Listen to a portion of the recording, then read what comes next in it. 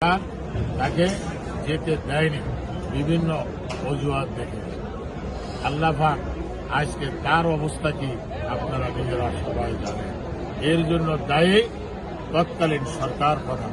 আমরা এর বিচার অবশ্যই চাইতে পারি। উপস্থিত নেতৃবৃন্দ, আজকে আমরা এখানে এসেছি মানুষের ভালোবাসার কারণে। মানুষ ওনাকে ভালোবাসতেন, ভালো জানতেন।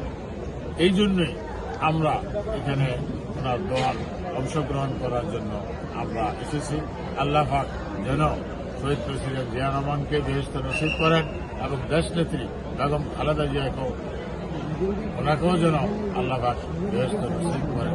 আপনাদের মিডিয়া ভাইদেরকে বলবো এই মেসেজগুলা সারা বাংলাদেশে আপনারা পৌঁছে দেবেন। ধন্যবাদ আপনাদের সবাই।